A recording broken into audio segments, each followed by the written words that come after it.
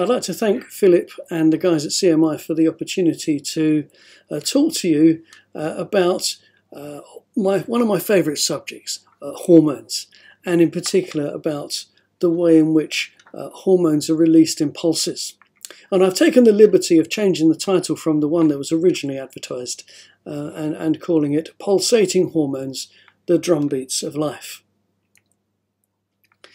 Now, what I want us to do in this presentation is to think about the different types of rhythms that are that occur in biological systems and their significance, and in particular how those rhythms occur in hormone systems.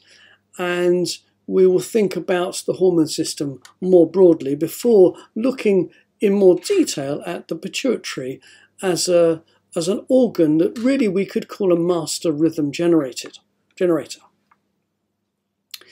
I want us to think about how hormone systems are arranged in order to achieve the rhythms that are produced, and then think about what happens when those rhythms go wrong. And in order to do that, we will think a little bit about three different types of hormones released from the pituitary: the hormones of stress, the hormones of reproduction, and the hormones that control growth. And if you want to ask questions at the end, then I guess you can put them down in the chat below.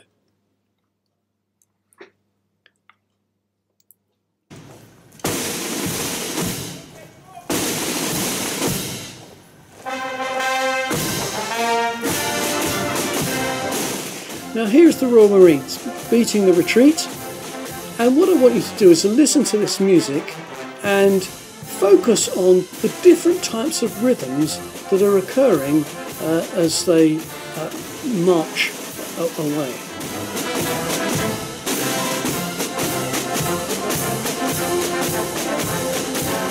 Now clearly there's a big bass rhythm, the rhythm to which the soldiers are marching.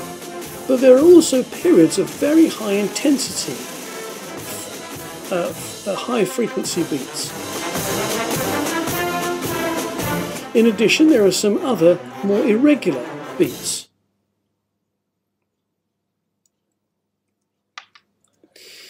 Now those beats are being produced by different members of the band.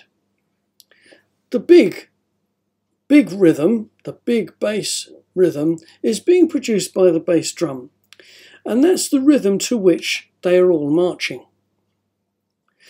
But the soldiers at the front, the Marines at the front, they have what are called snare drums, and they are producing those more high intensity rhythms of beat, the more frequent beats, more frequent than the main beat. But then on the outside, on the flanks of the band, you can't see them that well, are 4 tenor drums, and those are the drummers that are waving their drumsticks in a kind of what appears quite a random way, and they are creating more infrequent rhythms or less frequently rhythms than the main marching rhythm, the tenor drums. Now these 3 different types of drummers and the types of rhythms they are producing are all being orchestrated by the drum major. And the drum major is essentially bringing these rhythms together to make this living piece of music that we listen to. Now these rhythms all have their equivalents in biological systems. So the bass drum beat, the main rhythm in biological systems, is what we call the circadian rhythm. Circa, approximately, dian, a day, approximately a day. So these are approximately daily rhythms. Then there are more frequent rhythms than the daily rhythms, and we call those ultradian rhythms. Now they may be rhythms that occur in hours or minutes. A bit like Big Ben. It produces a little tune every 15 minutes, and then every 60 minutes it strikes the hour. But then in addition, in biological systems, there are what we call infradian rhythms. So these are less frequent than the daily rhythm, so they may occur in a frequency of weeks, months, or possibly years. And the biological drum major is essentially coordinating these rhythms with external cues. Those external cues may be the light-dark cycle, it may be day length, or it may be meal times. There are all sorts of peripheral signals, and the drum major, the biological drum major, is essentially aligning those rhythms with those cues. Now, I want us to think a little bit about hormone systems before we think about the pituitary in more detail. So a hormone is a signalling molecule that is produced by an endocrine or hormone cell, or an arrangement of those cells into a gland. Hormones are released from those cells in a controlled way, and in order to qualify, to classify it as a hormone, it then has to enter the blood, and it's conducted via the bloodstream to its target. When it reaches its target, the hormone leaves the blood and binds to a matching receptor, that matches it structurally, that is either on the surface of the cell or inside the cytoplasm of the cell, or possibly even inside the nucleus of the cell. And once the hormone is bound to its receptor, it initiates a sequence of events that either stimulates the cell or inhibits the cell, depending on the hormone and receptor combination. Now, there are some hormones that when they're in the circulation, they link up with a bigger protein called a binding protein. And when the hormone is bound to its binding protein, essentially this bigger structure is much more difficult for the body to clear from the kidney. And what that means is that this provides, if you like, a reservoir of hormone within the circulation that can be called upon in the event that release of the hormone from its original cell goes down. So when that happens, essentially the binding protein can release its hormone, and the hormone can then carry on its action at the target cell. Now, when it comes to hormone systems, essentially they are arranged in what we could loosely call a pyramid structure. At the top of the pyramid is the hypothalamus and the median eminence. And the hypothalamus is a part of the brain that's right in the centre and right at the base and directly above the pituitary. The pituitary is like a pea on a stalk that hangs from the bottom of the brain, but it's held within inside a little bony cup. And the hypothalamus produces hormones that are controlling the pituitary. And the pituitary releases its own family of hormones. And those hormones control other tissues within the body. Those hormones enter the general circulation and control all of the tissues that I've represented on this diagram. Now, interestingly, all of the tissues that I presented on this diagram also produce their own hormones. And there are, in fact, a lot of other hormones that are produced by other tissues that I haven't shown. So, for example, skin, heart, stomach, the gastrointestinal tract, all of these things are producing hormones. And that means that we like to think of the blood as not being something that's conveying oxygen to tissues and taking carbon dioxide away, but really as endocrinologists, we think of the blood as a soup of hormones.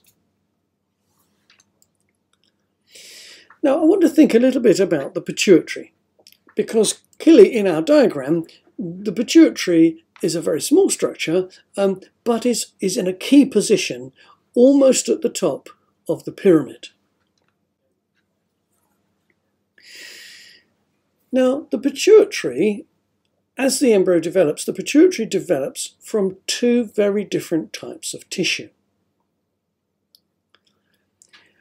Firstly, it develops from brain tissue, nervous tissue, which I've shown here in purple. It also develops from two layers of non-nerve tissue from the roof of the mouth. At about 4 to 5 weeks of gestation in humans, there is a downgrowth from the base of the brain, and at the same time an upgrowth from the roof of the mouth, and that upgrowth is eventually pinched off to form a separate structure which is known as Rathke's pouch. By 20 weeks of age, 20 weeks of gestation, essentially Rathke's pouch envelops the downgrowth from the third ventricle, from the brain, and the downgrowth is forming the rudimentary posterior pituitary, whereas the remnants of Rathke's pouch essentially form the rudimentary anterior lobe of the pituitary. So by 20 weeks, the basics of the pituitary are already in place. Now, much of our knowledge of the development of the pituitary really comes from our study of the development of mice. And one of the experts in this field, Patrice Mollard, has produced this very useful diagram showing the upgrowth of this non-neural tissue, the roof of the mouth, that will produce Rathke's pouch. And this is at embryonic day, or E 10.5, so 10.5 days after fertilization. And this is equivalent to about 4 weeks in human embryo development. Now, this is a very complicated slide. I don't want you to get freaked out by the complexity of it, but essentially what I want to show you is how there are a number of factors that are regulating these processes. So this black line here represents the downgrowth from the brain, and this grey structure here represents the upgrowth from the roof of the mouth and the beginnings of Rathke's pouch. Now, as these structures develop, so at different times and in different places within the structure, you get the appearance of a number of different factors. And these factors have some rather interesting names. So, for example, SHH is sonic hedgehog. Prop 1 is the prophet, as in the prophet Isaiah, the prophet of pit 1. Now, it's the time and space appearance of these factors that gives rise to these 5 cell types in the anterior pituitary. And these 5 cell types are the 5 cell types that are producing the 6 different hormones of the anterior pituitary.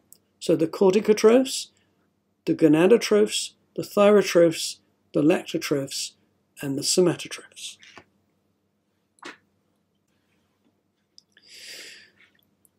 Now, we need to think a little bit about the blood supply to the pituitary. Now, unfortunately, this diagram is actually looking at the pituitary from the other side.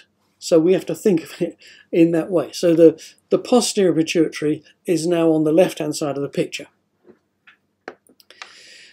So the posterior pituitary here receives its blood supply from this artery that's coming in at the base of the pituitary. The blood then enters this capillary network and then leaves via these posterior hypophyseal veins at the top of the pituitary. In contrast, the anterior pituitary, which is shown here in this darker brown, the anterior pituitary receives its blood supply firstly from this superior hypophyseal artery at the top, and that enters its first capillary network at the base of the hypothalamus and at the top of the pituitary stalk, in an area which is known as the median eminence. Blood leaves this network via these portal veins and goes down the pituitary stalk and into the anterior pituitary, where it enters this secondary network of capillaries, receives hormones from the anterior pituitary, and then leaves via these veins at the bottom of the pituitary, so the anterior hypophyseal veins.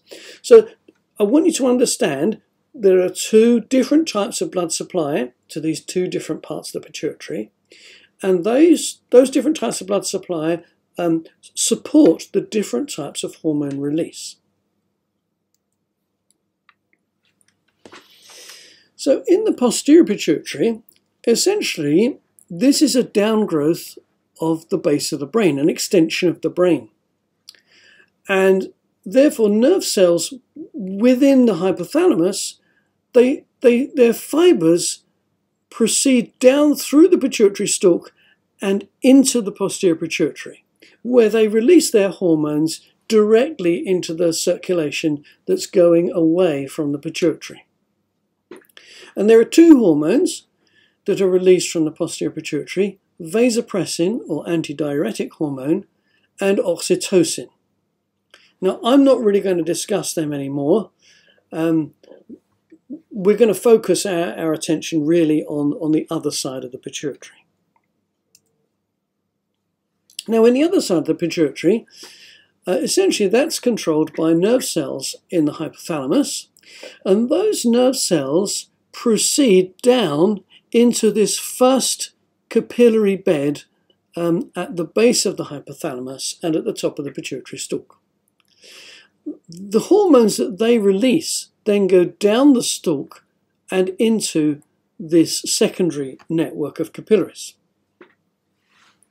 And they control these 5 different cell types. The corticotrophs that release adrenocorticotropic hormone, which we're not going to say every time, we're just going to say ACTH. The gonadotrophs, which produce 2 hormones, luteinizing hormone, which we'll call LH, and follicle stimulating hormone, which we'll call FSH. Then there are a small number of thyrotrophs that produce thyroid stimulating hormone, and lactotrophs, which produce prolactin, and by far and away the most abundant are the somatotrophs that produce growth hormone. So essentially these cells are being controlled by nerve cells whose hormones are being released into this primary network and are then controlling these hormones being released from cells in the anterior pituitary. Now in mice, this is a graphical representation of it, but essentially this is a section through a mouse pituitary, and it's showing the growth hormone cells in this kind of bluey green colour. It's showing the corticotrophs, the ACTH producing cells, in pink, and it's showing the gonadotrophs producing LH and FSH in this pale green at the bottom of the pituitary.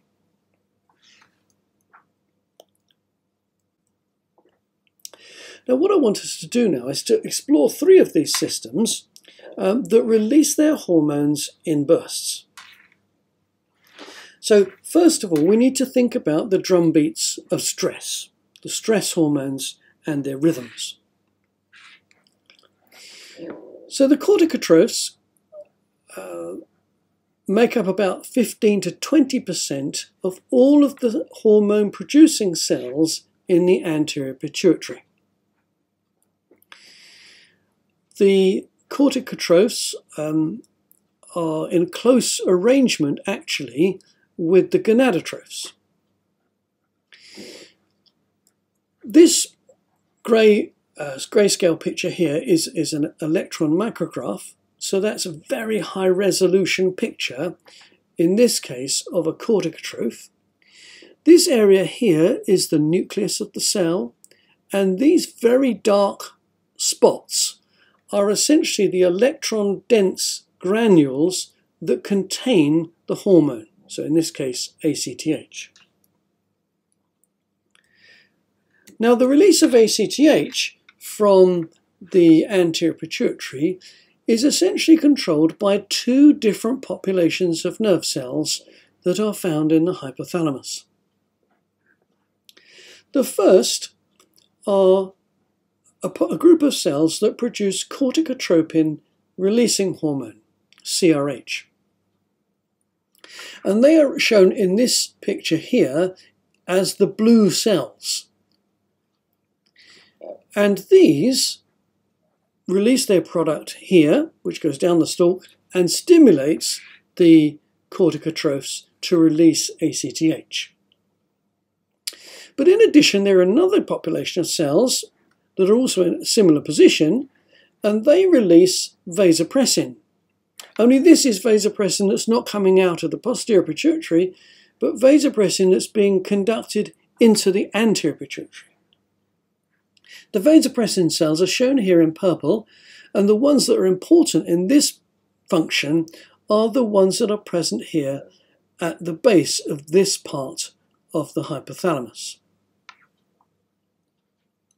So the corticotrophs are under positive regulation by two positive regulators. If you like, there are two accelerators. Once ACTH is secreted, it goes into the general circulation and arrives at the adrenal glands. Now the adrenals sit either side of the kidney, just above the kidney on each side. And ACTH binds to receptors in the adrenal cortex and stimulates the release of cortisol in humans, and the equivalent in rats and mice is corticosterone.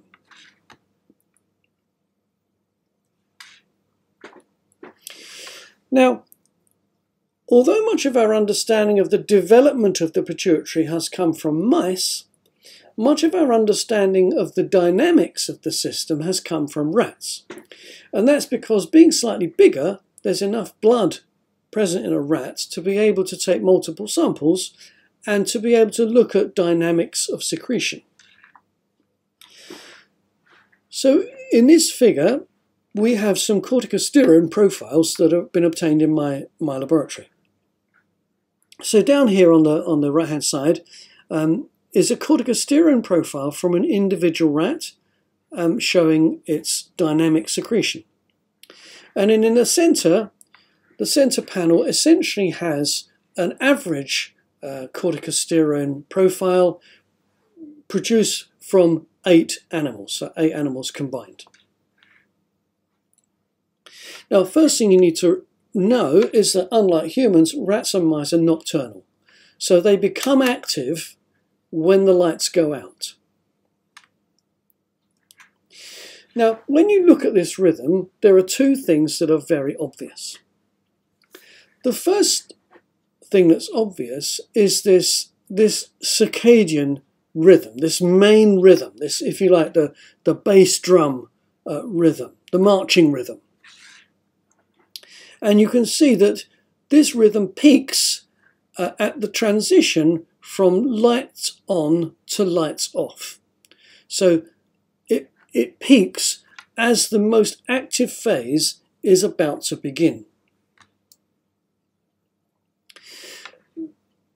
But that's not the only rhythm that's present in this data. What you can also see is a series of other peaks that line up with these red arrows. And essentially, these are the more frequent beats that are in the data, if you like, the snare drum beats. This is what we call the ultradian rhythm. And you can see there are peaks at about 7 hours, 8.5 hours, 10.5 hours, 1300 hours, and probably 1600 hours, something like that, and etc.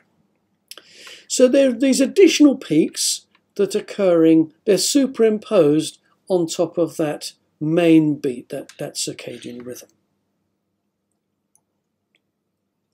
Now, why are these rhythms important? Well, what we need to know is that corticosterone and cortisol bind to two different receptors in the target cell. They bind to the mineralocorticoid receptor, called MR, and the glucocorticoid receptor, labelled GR. Now, what's important is that the affinity for MR is 10 times greater than the affinity for GR. So that means that corticosterone binds to MR and activates it at much lower concentrations than that which is required to bind to and activate GR. Now, when these two receptors are activated, they then conduct corticosterone into the nucleus, and they bind to these specific regions of DNA and cause gene production. So that's important. And what it means is that at lower concentrations, MR is activated, but at higher concentrations, GR is activated. So what that means is that as the animal, in this case the rat, transitions from the light phase into the dark phase, so in other words, as it's beginning to wake up, it's at this stage that GR is active. And activation of GR causes those fight and flight responses that we associate with stress. So in other words, it's not a big stress, but at that moment of waking, the animal is kind of alert and it is ready for the day. It's ready for the night in this case. It's ready for action. But what we also see here in the data is that occasionally there are peaks. For example, here just after 1500 hours, there are peaks in which corticosterone enters the GR zone and then goes back into the MR activation zone. So what that means is there are very brief periods that can occur in which there are very transient stress responses that are being induced. The other thing, it's the on and off, on and off, on and off exposure and then reduction in exposure, exposure and then reduction in exposure that maintains sensitivity of the target cell to corticosterone exposure. So essentially these two different rhythms give two different types of activity. The circadian rhythm, the main bass drumbeat rhythm, gives rise to peak GR activity at the time of waking. Whereas the ultradian rhythm, that on and off, essentially maintains sensitivity of both MR and GR to corticosterone exposure. Now, how are these rhythms in cortisol or corticosterone generated?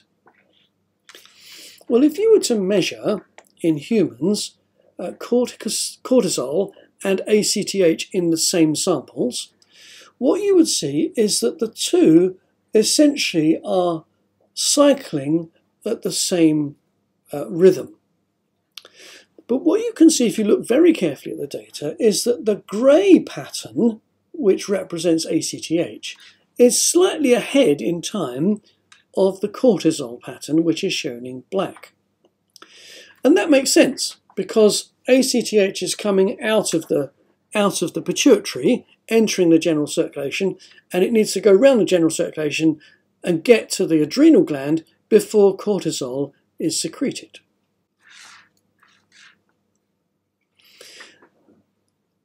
Now, so that means that the ultradian rhythm of cortisol and corticosteroid are essentially produced by the ultradian rhythm of ACTH. But what about the circadian aspect, the big bass drum rhythm? Well, essentially, there's a part of the hypothalamus which we can loosely call the clock nucleus. And there are a set of nerve cells within the clock nucleus that are essentially talking to each other. Within these cells, gene 1 switches on gene 2, which switches on gene 3, which switches on gene 4, which switches off gene 1, which switches off gene 2, which switches off gene 3, which switches off gene 4. So essentially you have this circle of genes that are essentially going round and round and round, switching on and off each other, and doing so in an approximately 24-hour rhythm. This is generating the basic circadian rhythm. And that's seen here as this grey line in this profile of corticosteroid in a rat in which this part of the brain is intact. If you delete this part of the brain, then essentially this clear circadian rhythm is now abolished. And essentially the peak is now lost. So what that means is that this part of the brain is driving those clear circadian big beats in the rhythm. Now the nerve cells in this part of the brain are speaking directly to the vasopressin producing nerve cells. So the AVP neurons are essentially controlling the circadian rhythm, but the CRH neurons are doing something slightly different. What they seem to be doing is priming the corticotrophs to release ACTH. If you like, they are acting like an accelerator, and it's like the foot is permanently on the accelerator. But when the corticotrophs are active, ACTH is released, cortisol is then released, or corticosteroid, from the adrenal gland, and that feeds back to the anterior pituitary to inhibit the release of ACTH. So the accelerator is on, but because of feedback, the brake then goes on. And the brake goes on until cortisol goes down, or corticosteroid, and then the brake comes off, but because the accelerator is still on, you then get another pulse of ACTH, and then the brake goes back on. So the brake going on and off is thought to be controlling these more frequent pulses of ACTH from the corticotrophs. So that's the general rhythm, or two rhythms. Now what happens to those rhythms during periods of stress? Well, it really does depend on which type of stress and how severe that stress is. So in an acute stress, represented by this red bar here, what happens is that the production and release of CRH goes up, and that activates the corticotrophs to release more ACTH. There is a mild increase in vasopressin, and that causes an increase in corticosteroid.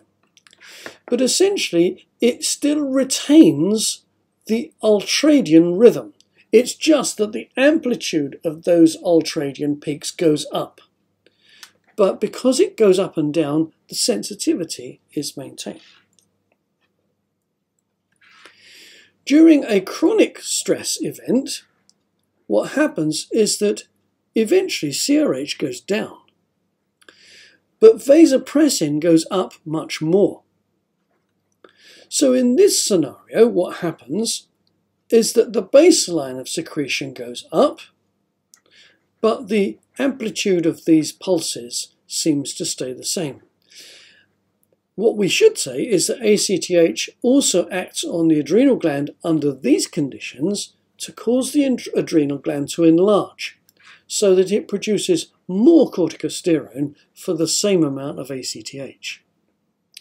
So in a chronic stress, what happens is baseline goes up, the whole thing is amplified, but again, because we've got this continued ultradian rhythm, the system is still sensitive to the presence of additional acute stresses, even within a chronic scenario. Now, one of the things that we can look at in this context are different types of rats. So there are different rat strains that are more or less susceptible to stress. So the Lewis rats, which are referred to as stress-free rats, I've called them chilled rats, they show the classic circadian rhythm in corticosterone secretion, shown here in these individual profiles. And in addition, these more frequent pulses, which are known as ultradian pulses. But in the stress-susceptible rats, so in this case the Fisher 344s, which I've called the highly strung rats, essentially what happens is that the circadian rhythmicity is lost. So what that means is that even at periods, for example here when the lights have come on, when corticosterone secretion is normally low, over here when the lights have come on, corticosterone secretion is high. So that means you're getting much bigger responses for much lower levels of stimulation. So that's why the stress response in these rats is much larger. So in this system, the key thing to take away is that there are two different types of rhythm. There's the big bass drum rhythm of the circadian rhythm, and then there are the more frequent beats of the ultradian rhythm. What I want to do now is to move over to the reproductive system and think about the hormones in the reproductive system and the rhythms that they show. Now the gonadotrophs, which make up about 10% of the hormone-producing cells in the anterior pituitary, the gonadotrophs produce two different hormones, LH and FSH. This is a gonadotroph here in this black and white picture from our lab, and essentially the nucleus is shown by the letter N, and then these black dots are essentially the hormone-containing granules that are going to release hormone into the circulation. Now, the gonadotrophs are under positive regulation by a hormone called gonadotropin releasing hormone, GnRH. And there are two populations of cells that produce GnRH. One at the front end of the hypothalamus and one towards the middle and at the bottom of the hypothalamus.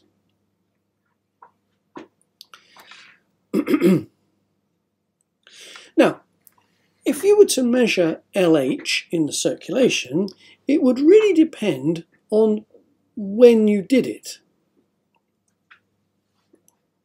Now, we're probably all aware that that women go through the menstrual cycle, and that period, that menstrual cycle lasts with a periodicity of about a month. Well, in rats and mice, the periodicity of the equivalent, which is the estrous cycle, lasts about a week. And if you measure LH in rats before ovulation, what you can see is this high frequency rhythm of LH production, the so-called ultradian rhythm. Now, if you were to measure that LH production immediately prior to ovulation, you see a much different pattern of secretion. Now, the first thing I want you to note here is the different scale. So here, the peak of secretion in early proestrus is about 1.5 micrograms per litre, whereas the peak of secretion on immediately before ovulation is about 40 micrograms per litre here, and here is about 25 micrograms per litre. So you can see that there's a vast difference between what is happening normally in most of the time through the estrous cycle, which are these high frequency, low amplitude secretions, and then these very large bursts of LH, which is called the LH surge, and it is this that is important in ovulation. So we've got this ultradian frequency, and then this frequency, which is occurring every 7 days in rats and mice, every month or so in humans, is an infradian frequency, an infradian rhythm. Now, what's the importance of these rhythms? Well, in males, FSH acts in the testis to stimulate the production of sperm cells, whereas LH, released in this ultradian rhythm that we've shown, acts on these very specialized cells called Leydig cells and stimulates them to produce testosterone. And that causes the appearance of secondary sexual characteristics that you see in males.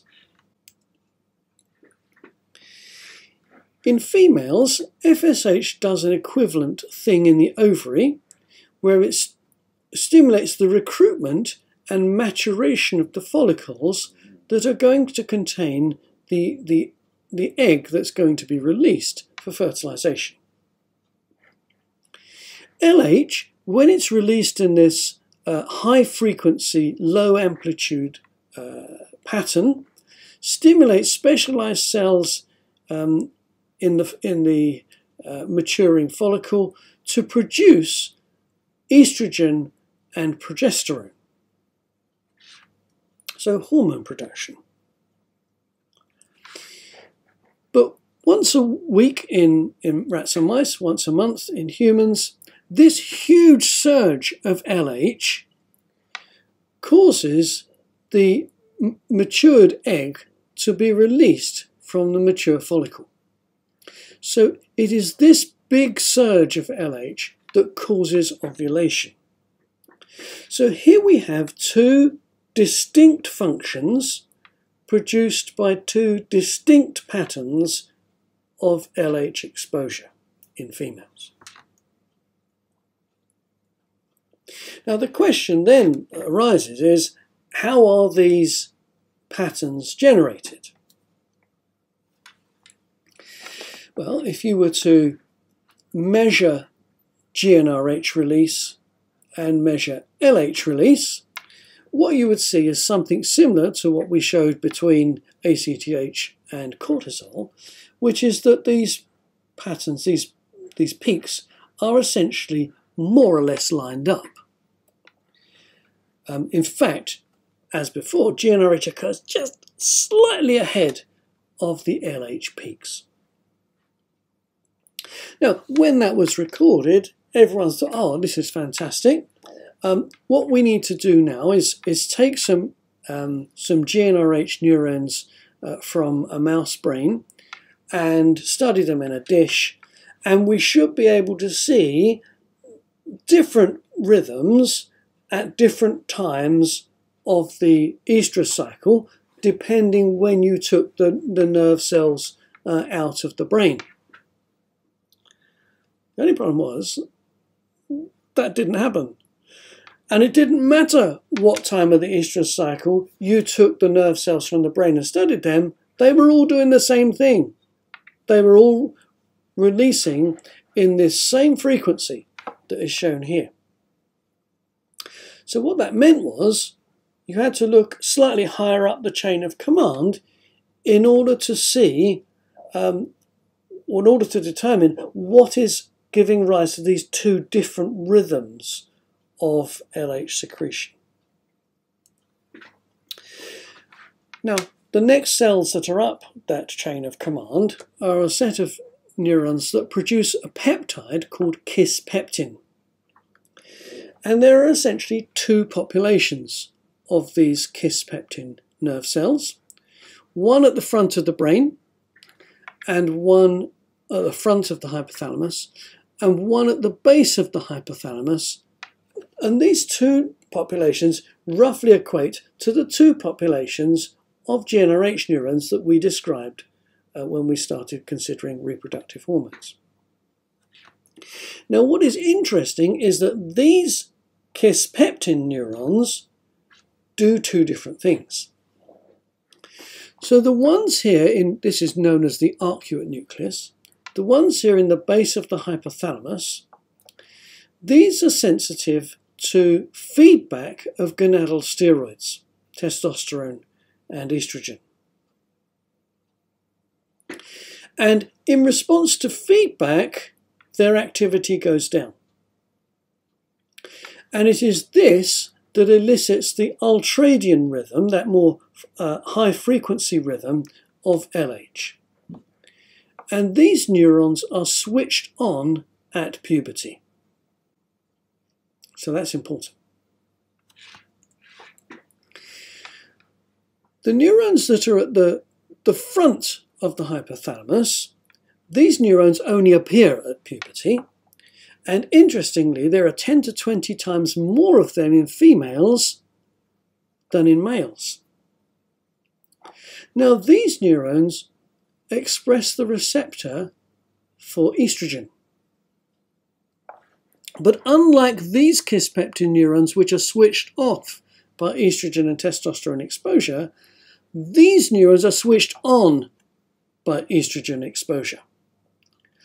So as the estrus or the menstrual cycle commences and progresses, estrogen is going up.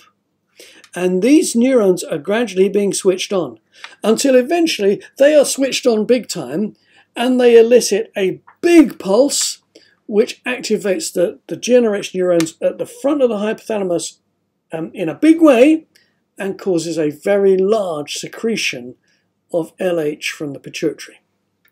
So these are the neurons that are giving rise to the pre-ovulatory surge in GnRH and LH. Now this is super exciting. Two different populations of nerve cells producing the same thing, but responding to estrogen in very different ways, and therefore giving rise to those two very clear functions. Now what happens when these rhythms change? Well, the rhythm is pretty robust. And in males, with aging, essentially there is an increase in the baseline of LH production, but a reduction in the amplitude of the ultradian pulse. And essentially the pulses become more irregular. And this is associated with declining testosterone and declining reproductive function. In females, cessation of reproductive function is more abrupt than in males and occurs at the menopause. And initially, there is an increase in the baseline of LH secretion. And that is because estrogen feedback is going down. And that's represented here, PMW, postmenopausal woman. Essentially, you can see this elevated baseline of secretion. And eventually, this gives rise to a reduction in the amplitude and a reduction in the frequency and a further reduction in estrogen. Now, it's not my area of speciality, but essentially there are a number of conditions in which there are changes in the frequency of LH secretion. They are polycystic ovarian syndrome, premature ovulatory failure, and there is also some evidence that there is some disruption of circadian rhythms in females that are working in reverse light conditions. So in other words, they're working in night, doing night shifts. So within the reproductive system, essentially two different types of rhythms. There's an ultrate rhythm, the fast frequency rhythm, and then there is an ultradian rhythm, and then there is an infradian rhythm, that large peak of LH in females that occurs once a week in rats and mice, once a month in humans.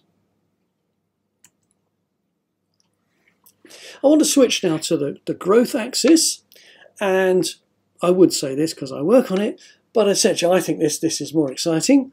And part of that is because of the slightly more complex way in which growth hormone secretion is controlled. So growth hormone is released from the somatotrophs, and those are seen here. They're by far and away the most abundant of the secretory cells in the anterior pituitary. And this is an electron micrograph, so high resolution picture of a somatotroph. This is the nucleus here in the middle, and there are large numbers of these very large electron dense granules that contain the growth hormone. Now, the release of growth hormone is controlled by these two different populations of nerve cells in the hypothalamus. One in the base of the hypothalamus here produces growth hormone releasing hormone, and that does what it says on the tin. It releases growth hormone. But in addition, there are these neurons present more towards the front of the hypothalamus, and they produce somatostatin. And somatostatin goes down the stalk, and when it arrives at the somatotrophs, it inhibits the release of growth hormone. So in this system, essentially you have an accelerator and a brake, and the accelerator and the brake are essentially controlling and producing the patterns of GH production. Now GH binds to receptors in bone to stimulate the growth of bone. But it also has an indirect action via the liver, stimulating the liver to release another hormone called insulin-like growth factor 1, IGF-1, and that also promotes growth. Now, if you want to know what that looks like, essentially the part of the bone that's growing is a disc that goes across the bone at each end, called the epiphyseal plate. And this is a section through the epiphyseal plate in a rat, and you can see that the cells are arranged in these beautiful columns. The cells at the top, in what is called the germinal or resting zone, those cells respond to growth hormone. And when they're stimulated by growth hormone, they enter into the top of the next zone, which is the proliferative zone.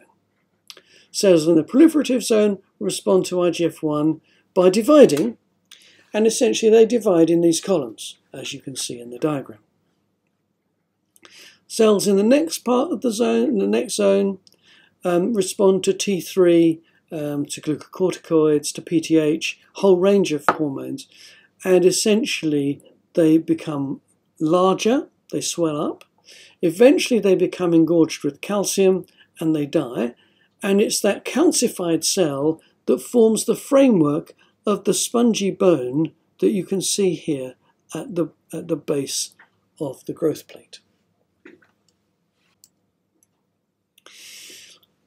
Now, when it comes to growth hormone rhythms, essentially they are very different between males and females. And that difference is most prominent in rats, probably more prominent than it is in humans.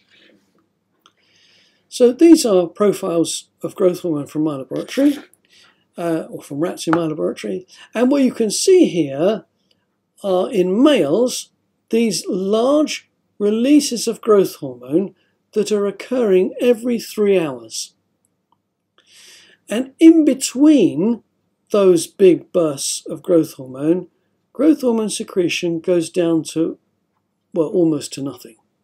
In fact, if you really want to measure baseline secretion in males, you have to work very hard to detect it. But in females, it's not quite the same. So in females, it very rarely goes down to undetectable levels. It's usually always detectable.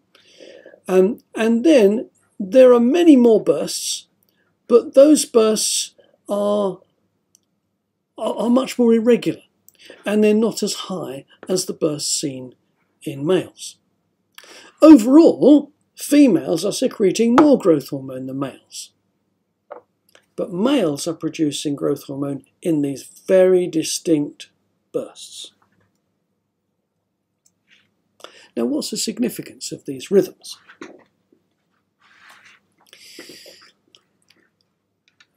Well, it's been known for a long time, in fact, by colleagues that I used to work with in London a long time ago, before I joined the group, that if you take rats that don't have any growth hormone and you replace the growth hormone, it depends on the pattern in which you give it as to how effective it is. So this is their data. So if you give 12 milliunits of growth hormone in a continuous pattern, so as a slow continuous infusion, essentially it has very little effect on weight gain. But if you take the same amount and you give it in bursts, it's almost, well, it's almost more effective than 3 times as much given continuously.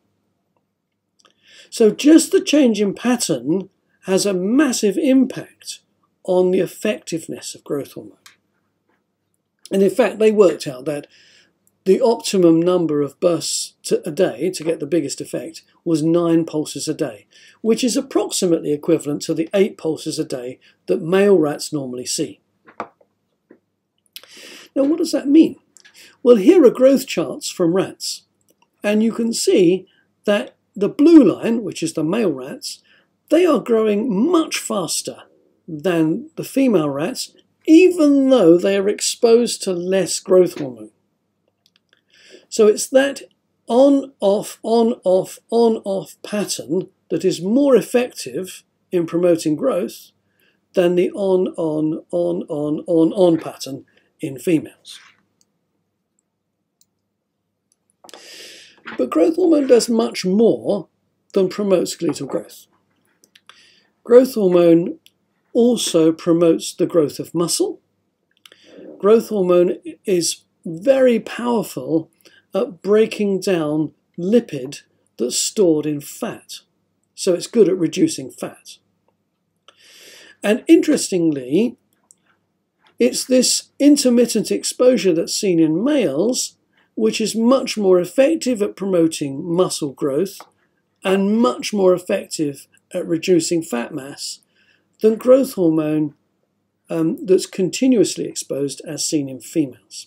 And this probably underlines not only the fact that females tend to be slightly shorter than males, but also the increase in the amount of fat seen in females and the distribution of that fat.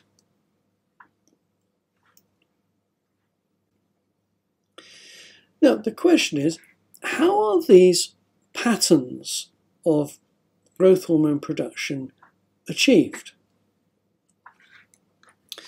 Well, the first thing we need to say, and this was really exciting, but this again is from Patrice Mollard's group in France. Essentially, if you look at this picture, you can see that the growth hormone cells are not as I've represented them here in my figure, but actually they are all touching each other. Now what that means is at these junctions where they touch each other, they are actually electrically connected to each other. And what that means is that if you stimulate, say, this cell, you will also stimulate all of the cells that are touching it. So that means that the whole of the growth hormone network of cells is acting as one. So you stimulate the system and it all responds together. It's not a series of isolated cells. Now, measuring GHRH and somatostatin in rats and mice is very, very difficult. So most of this data is obtained from larger animals like sheep. But the way we think the system works is that the GHRH neurons are producing a pulse of GHRH approximately every hour. In males, somatostatin secretion is high, but every 3 hours there's a dip in the somatostatin secretion. And when one of those dips coincides with one of these pulses of GHRH, then you get a burst of growth hormone secretion. This is the pattern that you see in males. In contrast, in females, somatostatin secretion is very low. And what that means is, firstly, that baseline secretion goes up, but also every time there is a release of GHRH, then that coincides with a release of GH. So you get many more bursts and an elevated baseline. Now, we said at the beginning of the presentation that a lot of hormones are present in the circulation in association with a binding protein. They bind to this bigger molecule. And that's true of growth hormone. Now, in males, the level of the binding protein is very low. Now, we said that essentially the binding hormone, the binding protein, provides a reservoir of hormone that can be called upon when the release of hormone goes down. So what that means is if the binding protein level is low, there's a very low reservoir. There's not much there stored in a reservoir. So when the production goes down at the end of the burst, essentially there's nothing really present in the circulation that can be released to maintain exposure to growth hormone. So the low level of binding protein ensures that the tissue is always exposed to a male pattern of growth hormone. In contrast, in females, binding protein levels are much higher. Now that means there's a much bigger reservoir of binding protein that's being held back in the circulation, and that if, for some reason, growth hormone secretion goes down below where it ought to be, this reservoir can release its growth hormone and make sure that the tissues continue to be exposed to a female pattern of growth hormone. Now, what happens when this system goes wrong? Well, what I want to do is think first about gross changes in the system.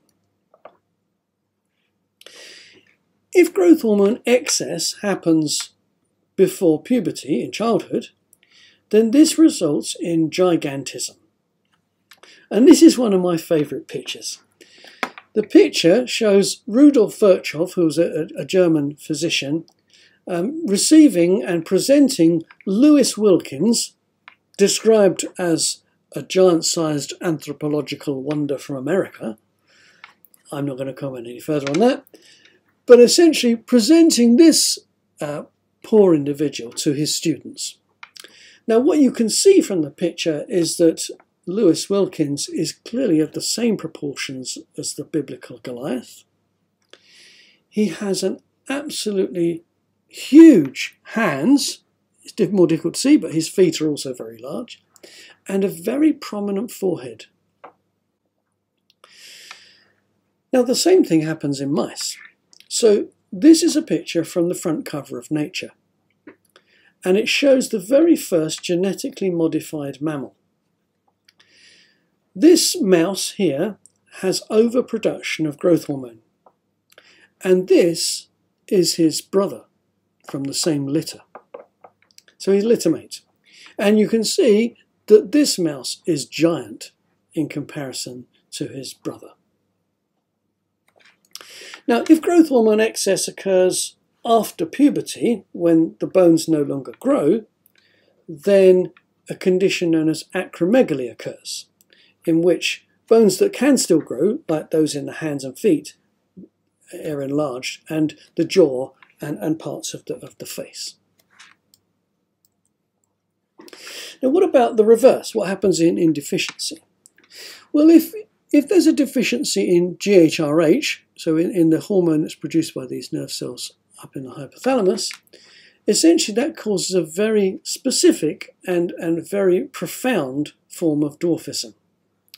So here, the three mice shown, the one on the right-hand side here, this one has no GHRH, and you can see it shows very profound growth retardation. This is seen here in these two brothers. The one on the left-hand side has no GHRH and is very short in comparison to his normal brother. And this is known as the dwarfs of Sindh, which is a province in Pakistan. Failure in the production of growth hormone similarly causes a very specific form of profound dwarfism, but as does absence of the receptor for growth hormone. So normally the tissues contain the receptor, but if the receptor isn't there, the tissues can no longer respond to growth hormone. They're insensitive to it. And that's called Laron dwarfism. So here in mice, the mouse in the middle has no receptor from growth hormone, and you can see it is very short and very small. The same is also true in the picture on the right-hand side, and I want you to take a look at the three sisters in the front of the picture. The two to the left are in their 20s, and the one to the right is their sister, who is 8.5. And you can see this very profound form of growth retardation, also associated with some very clear facial features. So these are gross changes. What happens with more subtle changes? Now this is a bit more technically difficult, but let's have a go. Let's see if we can get our heads around this one. So what happens if you take a male rat with these big bursts of growth hormone and you replace those bursts of growth hormone with a female pattern of growth hormone? Or conversely, what happens if you take a female rat that normally has this irregular secretion of growth hormone and you cause these big male bursts with nothing in between to occur? What happens if you reverse those patterns? Well, normally growth hormone not only controls growth but a number of other things. And one of the things it controls is the production of these enzymes in the liver. So in males, this male-specific enzyme is high, and in females it's low. And this male-specific enzyme causes activation of testosterone. It makes testosterone more active.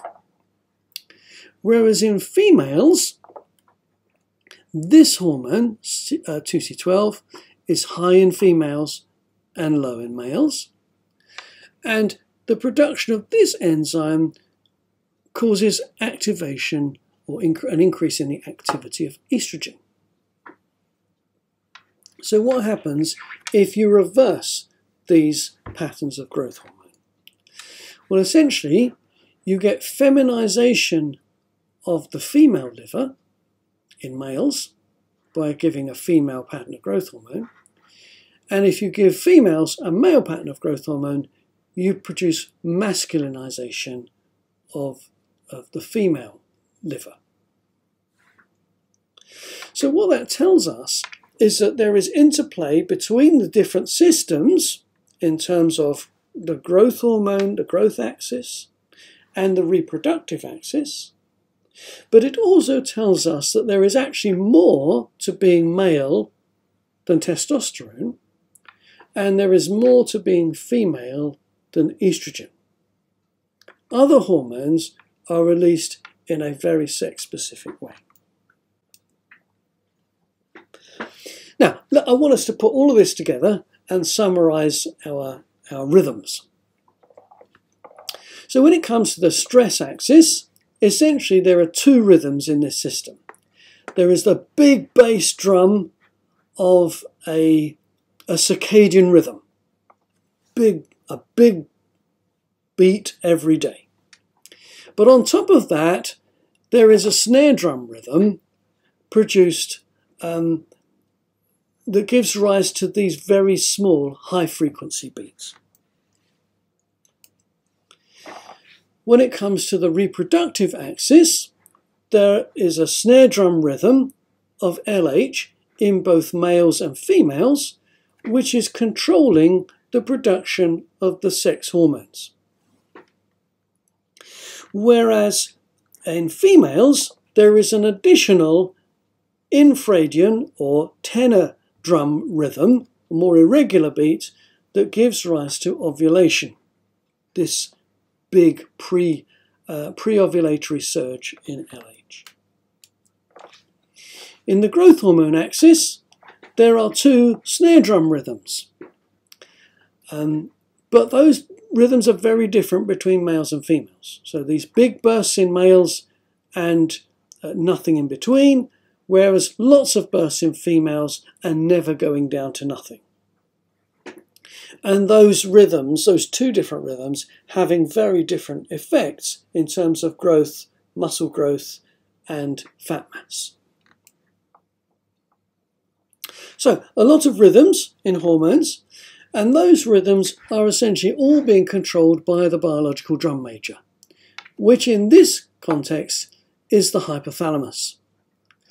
So, the hypothalamus, as the drum major, is aligning all of these rhythms with the light-dark cycle, with day length, with meal patterns, and with all sorts of other external cues that are important to coordinate the hormones in the light of those cues, those signals.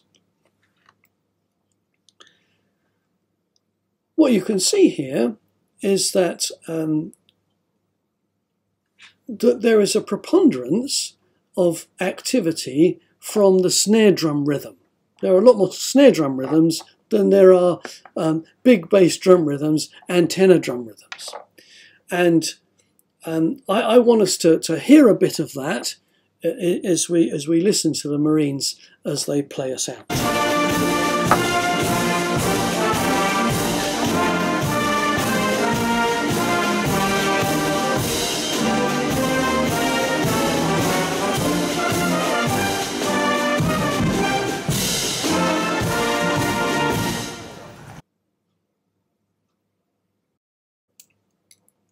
Well, thank you. I hope you found that informative and maybe a bit mind-stretching, I don't know.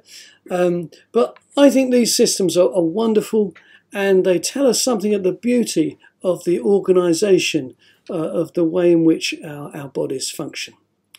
And the works of the Lord are great, sought out of all them that have pleasure therein. Now, if you'd like to read more, the publications that I've listed at the top are essentially academic publications related to these different systems. Then there are references also to the videos and to the various images that I've used to generate this presentation. Well, thank you for listening, and I hope you found it helpful.